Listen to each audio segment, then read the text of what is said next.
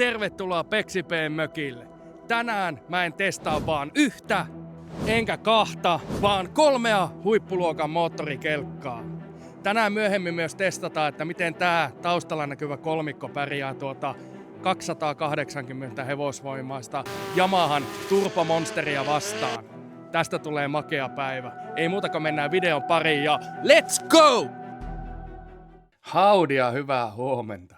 Semmonen intro tälle videolle. Tänään on taas lauantai ja ollaan saavuttu taas tänne Peksipeen mökille. Tänään ei ole mikään tavallinen lauantai. Ei samalla tavalla kuin viime kerralla, kun oli kelkkakauden avaus, vaan mulla on vielä jotakin spesiaalimpaa teille tällä kertaa tarjota. Mulla on yllätysvieras saapumassa tänne, jolla on mukana jotakin aika herkullista tai aika herkullisia vehkeitä, jos näin voisi sanoa. Kello on tuossa nyt noin 9 ja mä söin tässä aamupalaa ja aletaan käynnistelemään päivää tästä. Ja itse henkilökohtaisesti tietää ainakin todella mielenkiintoinen ja hauska päivä tulossa ja toivottavasti myös te nautitte siellä videon toisella puolella.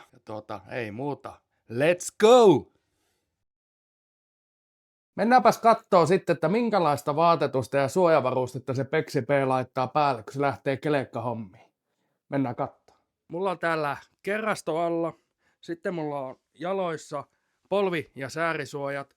Sitten tässä on tämmönen panssaritakki, jossa on rintapanssari, selkäpanssari, tämmönen NS-munuaisvyö, jos se sitä virkaa ajaa, ja sitten tietenkin kyynärsuojat, käsivarsisuojat, että ihan on ukko päästä varpaisiin melkein suojattuna. Tähän päälle mä vedän sitten tämmösen ajopaija, vielä tulee kollegehousut jalkaa, sen lisäksi sitten haalari ja tietenkin lopuksi vielä kypärä. Ilman kypärää ei saa ajaa, muistakaa. Nyt on sitten housut ja ajopaita päällä ja tähän laitetaan sitten vielä päälle haalari.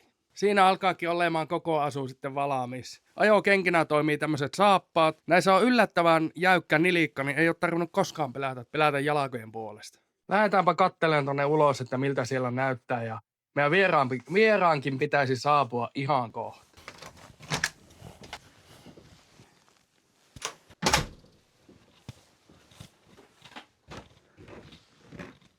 Täällähän on komia keli. Oi että, aurinkokin alkaa tuolta paistaa ja tuolla se jo vähän näkyykin tuolla joella vastarannalla. Tää on ollut kyllä harvinaisen komia talvi siinä mielessä, että mä en muista en tiedä, mulla saattaa olla lyhyt muisti, mutta en muista, että olisi ollut tämmöistä talvia, että olisi ollut yli kuukauden putkeen lumeet tämmöisessä kuurassa ja lumeet. Mitä mä oikein sanoin? Siis en muista, että olisi ollut puut tämmöisessä kuurassa ja lumeessa, kun mitä ne tänä talvena on ollut kuukauden yli putkeen. On kyllä ollut harvinaisen komiot maisemat tänä talvena. Tietenkin onhan Lapissa varmasti ollut ennenkin tällä lailla, mutta tälle Etelä-Lapissa niin en muista, että olisi näin pitkään ollut puut tämän näköiset. Oho, kuka se siellä kylmyydessä värjöttelee? Katsotaanpa, että täällä on ollut yöllä ehkä semmonen 16 astetta pakkasta, nyt on 13. Niin katsotaanpa, että haluaako se lähteä käyntiin. Vai onko akku tyhjä? En tiedä, että sekin saattaa olla ihan alkuperäinen akku.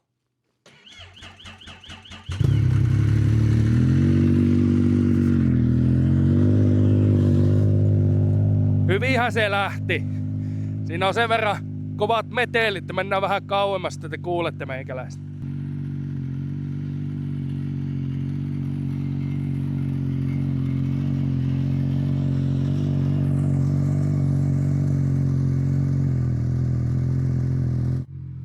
Kattokaapa miten hienon näköistä.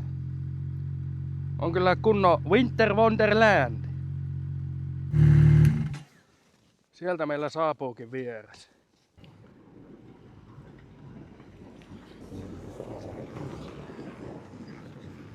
Ja on iso kärry mukana. No huomenta.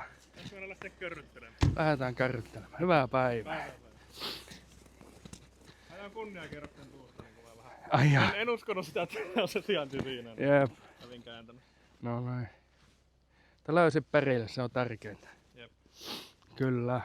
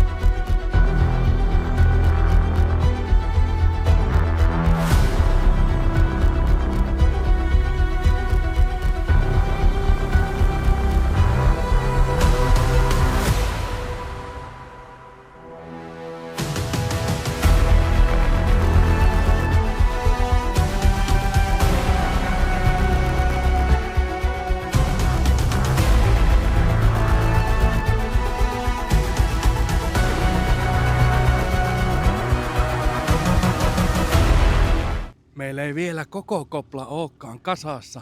Me otetaan vielä yhtä kelkkaa, mutta kattokaa mikä ryhmä rämäsellä taustalla jo meitä odottaa. Tulee mielenkiintoinen päivä. Peksi P lähtee testaamaan noita. Ja vielä sitä 3. mysteerikelkkaa. No niin, kaikki kelkat on saapunut tänne Peksi P:n mökille ja me päästään aloittelemaan päivää, mutta katsotaanpa ensin, että kuka on tuo yllätysvieras. Hyvää päivää, Atte. Kuka sä oikein oot ja mitä sä teet? Tosiaan mun nimi on Atte Kangas ja oon Lumirentin perustaja, toimitusjohtaja. Ja mun pääasiallisen toimenkuva silloin kuuluu tämmöisten vehkeiden vuokraaminen. Eli perinteisen Adventure kautta Touring kelkan sijaan meiltä saa vähän räyhempiä pelejä. Ja yksi näistä kalustoista tosiaan on 25-vuosimallin Freeride 850 Vapari E-Tech moottorilla. Ja tämähän on 146 pitkä, eli oikein soppeli näille lumille ja kyllä näillekin pääsee tarpeen tullessa. Toisena sitten on 26-vuosimallin Uutukainen, eli 26-vuosimallin Shredder RE. Tämä myös 850 Vapari E-Techillä sekä 146 pitkänä. Ja tässä on vähän ruksittu sitten muutakin mukavaa, eli löytyy myös isoa näyttöä niille, jotka haluaa vähän katsella, että missä oikein huitella. Ja sitten kolmantena umpisen pelinä meillä on tämä Polarixen RMK Chaos 9R, ja tämä on vuosimalliltaan 25, eli löytyy myös yksi sitten niille, jotka tykkää mieluummin Polarixesta kuin noista PRP-vehkeistä.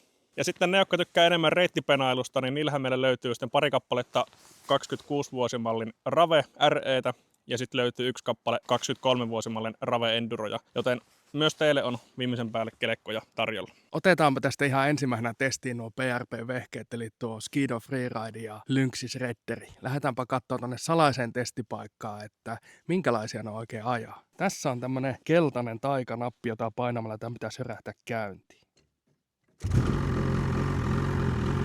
Olemme saapuneet tänne salaiseen Peksi P:n testipaikkaan ja lähdetään ottaa pientä tyyppiä näistä vehkeistä.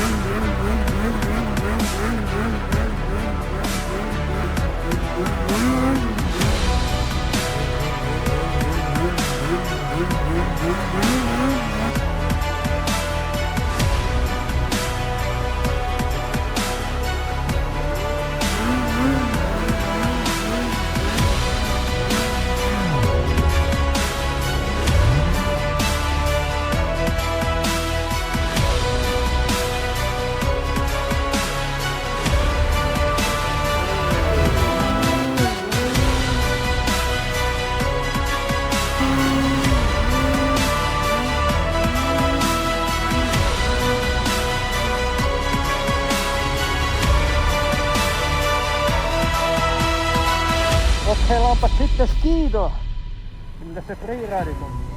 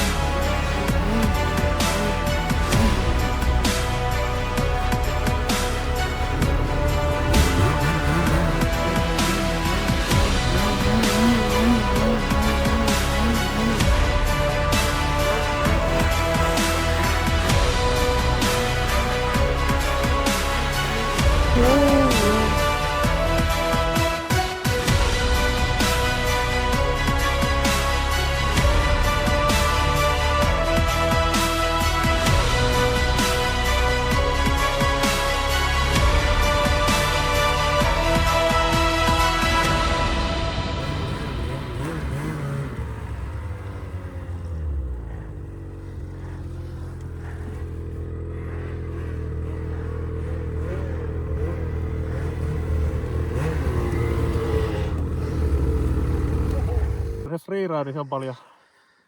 Vaikka uusi on uusi, niin kyllä mä aina 100 kertaa 100 tonnin freeride.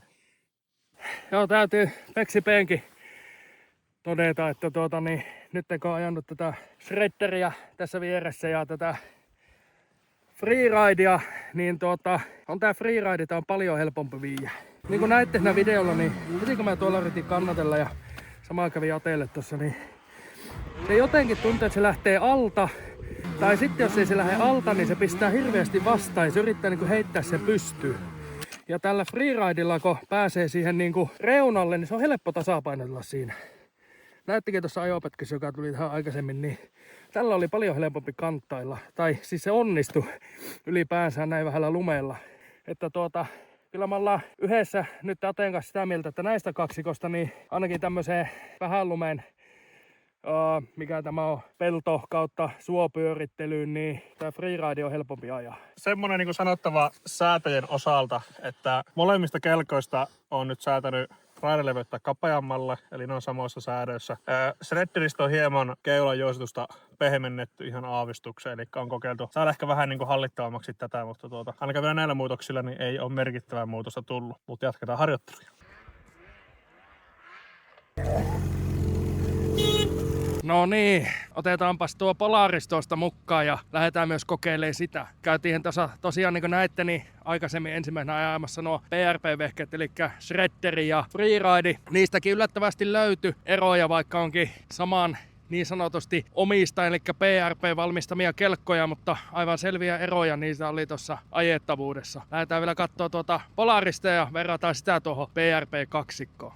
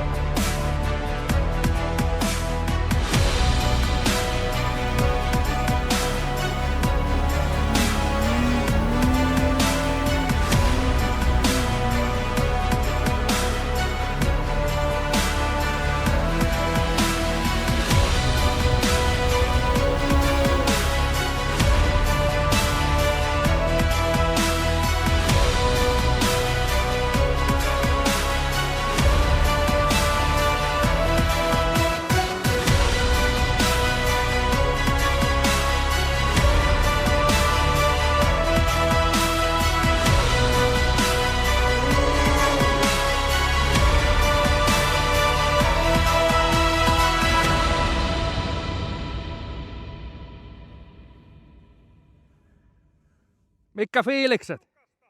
Oo, Ai että Polaris. Piti heti tulla kyllä kehumaan videolle. Tää on kois kotiin palannut. Ai että. Tää menee kuin ajatus. Ei tarvitse ajatella, että mihin sä haluat mennä, niin se menee sinne. Siitä mä tykkään näissä Polariksissa. Vaikka ne ei välttämättä olekaan niin leikkisiä, kun ei keulin välttämättä niin hyvin kuin tommoset PRP-vehkeet, mutta ne on niin helppoja ja kevyitä ajaa. Mä tykkään Polariksesta. Mikä se on mielipide Polariksesta? Kyllähän se on vähän niin kuin kotiin pallaus, kun mullakin on semmonen, teillä on 10 vuotta vanha Polaris ollut. Ja kuinka monta vuotta, niin laadullisesti on vähän mitä on, mutta kyllähän nämä ihan pelittäviä vehkeitä sitä valmistaa. Mukava aihe. Pidettiin pieni juomatauko tuossa Ateen kanssa ja otettiin pientä purtavaa, ettei ihan ala paikka kramppaamaan. Ja nyt olisikin sitten tarkoitus ottaa Yamaha myös mukaan ja pitää pientä kisailua noitten kovaan kolmikon ja Yamahan välillä. Katsotaan, että mikä niistä pärjää tuommoisessa pienimuotoisessa kiihdytyskilpailussa parhaiten. Onko Ateella mitään ennakko-odotuksia tähän kisailua varten? Jos tuo ei pärjää, niin silloin jossain on jotain vikaa. Samaa mieltä.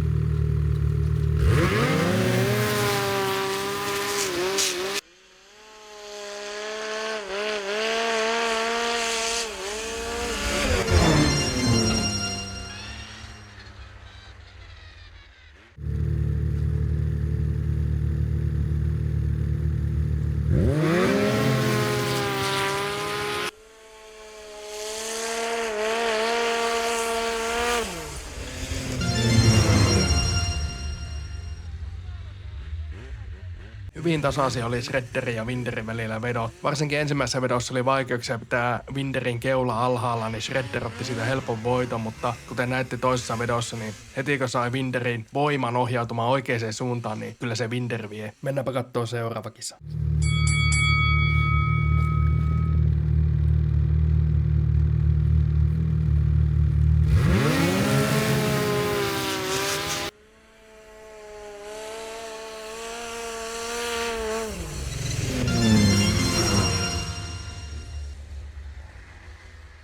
Siitä löydettiinkin sitten voittaja yhdellä vedolla. Alussa molemmilla oli vähän pitovaikeuksia, mutta sitten kun Winderi sai pitoja, niin se kyllä otti ja lähti. Mutta hyvin se skiidokin tuli perässä. Sitä on hankala sanoin kuvailla, kuin hullu laite tuo Winderi on. Se vaan vetää ja vetää. Mutta pidemmittä puhetta mennäänpä kattoo sitten kolmas ja viimeinen kisa.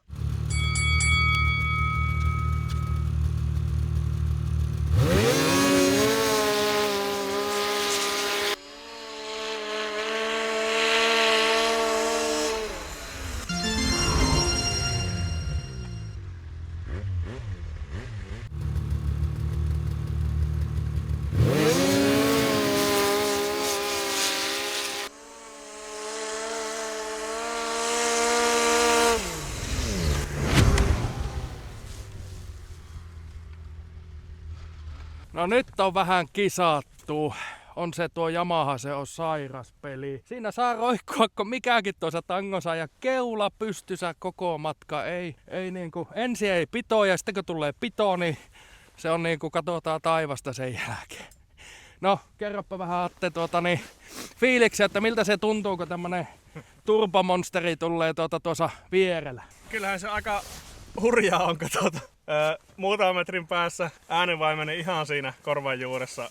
Ja voin sanoa, että ääntä tosta lähtee aika lailla, niin kyllä siinä tärykalvo tärisee ja adrenaliini kyllä virtaa, vaikka tämmöisillä 2 tahella ajelikin siinä vieressä, mutta tasasta oli. Et varmaan enemmän kyse, että mikä saa eniten pitoja kuin siitä, että mistä löytyy enemmän tenkua, mutta ihan hauska testi. Kyllä, joo, se pito on tässä ongelma varmasti molemmilla, mutta kyllä se huomasi niin kuin näissä jokaisessa vedossa, että nuo 2 tahit, ne lähti viivalta äkäisemmin, mutta sitten kun tullaan se 10-15 metriä ehkä, niin sitten Yamahassa alkaa ne kaikki hevoset potkimaan ja sitten tullaan ohikki ja rinnalle vähintään näin lyhyellä matkalla ja pitemmällä matkalla ohikki, että kyllä se pidon kanssa on se suuri haaste näissä kiihytyskilpailussa näinkin vähällä lumeella, että ei mitään pohjaa siis ole, että tämä on ihan niin kuin tuolla kun lähettiin, niin siellä näkyy ruohot on lentänyt pitkin mahita ja mantuja, että se kaapii ihan pohjaa myöten. Itse Mr. Lumirent käy nyt vähän kokeilemassa Yamahaa. Katsotaanpa sitten, että minkälaiset mielipiteet Atelta irtoaa tuosta Yamahasta. Mä voin luvata, että se sanoo, että en ole koskaan ajanut mitään tämmöistä.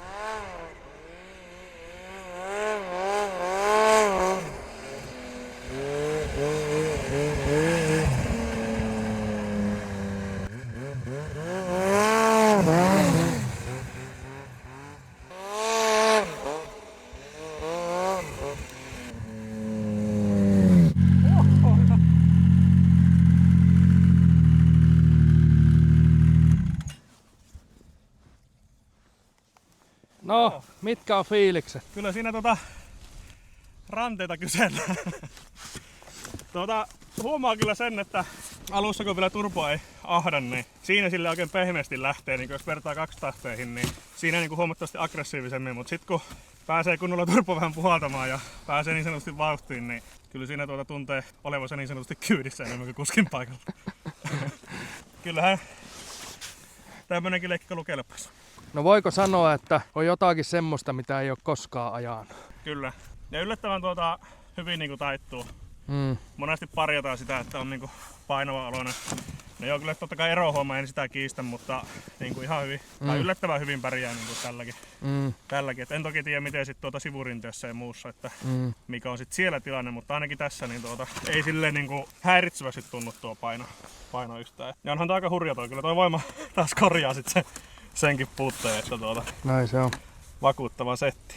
No niin, päiväajot alkaa olla siinä ja käydään pikkusen läpi, että minkälaisia pelejä nämä oikein on nämä PRP-vehkeet ja sitten tuo Polaris tuossa vieressä. Lähdetään ensimmäisenä tästä Shredderistä. Tätähän mä ajoin ihan ensimmäisenä ja tähän semmonen huomio, että mulla on ollut aikaisemmin 2 Polarista tuommoista Axys ja Matrix-koppasta. Mulla on sieltä enemmän kokemuksia, mutta mä en ole näitä 2020-luvun PRP-vehkeitä ajanutkaan ollenkaan. Nyt oli ihan ensikosketus näihin ja oli kyllä hauska huomata, kuinka paljon jopa tässä näiden sisarusten välillä on eroa. Että jos ensimmäisenä lähdetään tästä Lynxistä, niin tää oli mun mielestä näistä kolmikosta niin kaikista vaikea ajaa. Mulla oli jotenkin hirveästi vaikeuksia, voi olla kuskista kiinni, en ole mikään ammattilainen, mutta mulla oli hirveästi vaikeuksia saada tätä pysymään tasapainossa siinä, kun mennään reunalle, että joko tää yritti heittää pystyyn, tai sitten se vaan kaatui kyleelle, että lähti perään ihan alta. Että sitten kun mä hyppäsin tähän